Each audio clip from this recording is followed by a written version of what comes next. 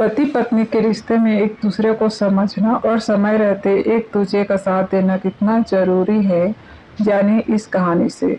तुम्हारी प्लेटलेट्स गिर रही थी और उल्टियां भी हो चुकी थी। आईसीयू में थी, थैंक गॉड।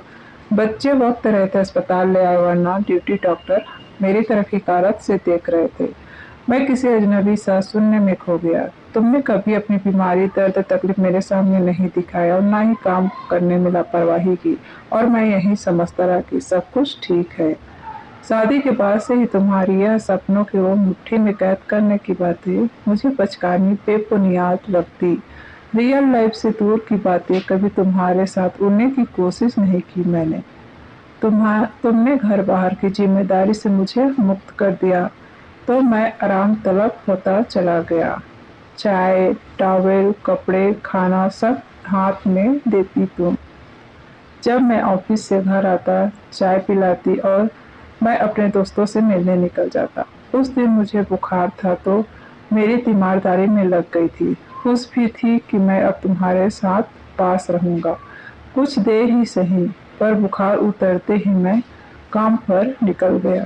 तुम्हारा उतरा चेहरा देख आज भी मेरे सामने आता है।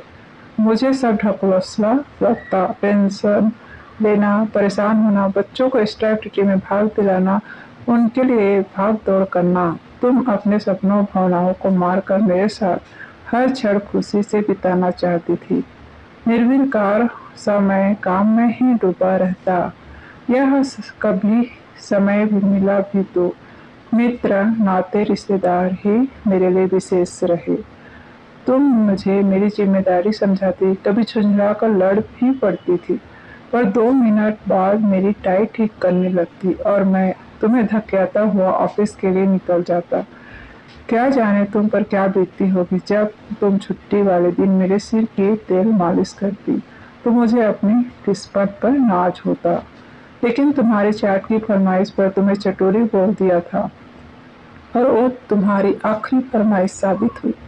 इसके बाद से तुमने मुझसे कभी कोई चीज नहीं मांगी। तुम्हारे आंसू जैसे मेरी ईगो को ही पुष्ट करते और मैं सोचता, औरतें आंसू लाकर पुरुषों को डराने की कोशिश करती है, पर मैं फंसूंगा नहीं। तुम्हारे निष्काम कर्तव्य पालन का नतीजा यह हुआ कि बच्चे तुमसे जुड़ते गए और मुझसे दूर होते गए। जब दोनों रिजल्ट या मेडल लाते तो सबसे पहले तुम्हें ही लाकर दिखाते। मेरे परिवार वाले भी तुमसे हमेशा खुश ही रहते थे। मेरी बहनों को भी स्नेह परिवार की आशा तुमसे ही रहती थी। तुम्हारी गुहार मेरी माँ सुनती भी थी, बस वहाँ तुम मन हल्का कर सकती थी। मेरी निष्ठुरता से उबरने के लिए तुमने अपनी किटी पार्टियां भी शुरू कर दी, लेकिन मुझे यह सब भी बर्दाश्त नहीं होता था। क्योंकि मुझे यह बेवजह समय और पैसे की बर्बादी लगती। मेरे लिए ये सब चोचले होते। परिणाम वही हुआ।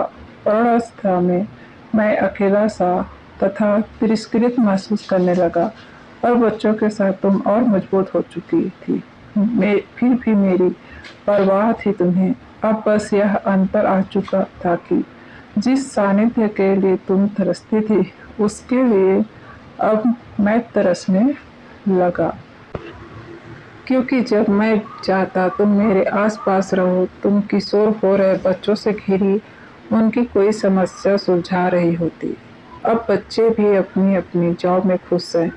इतने सालों की चुप्पी या यूँ कहें तिरस्कार से तुम खुद को सिमटा चुकी थी। तुम्हें 3 दिन से चढ़ रहे बुखार को भी मैं देख नहीं पाया। वह जब रविवार को बेटा घर आया तो उसने तुम्हें एडमिट करवाया। अब तो बच्चों को भी मैं हर पल उनकी माँ को नकारने वाली वस्तु लगने लगा हूँ। लेकिन मैं जानता हूँ कि तुम मुझे अकेला छोड़कर नहीं जाओगी। जिंदगी भर मैं खुद को तृप्त समझता रहा और तुम तृषित रही। आज मैं तृषित हूँ, तुम तृप्त दिखाई दे रही हो।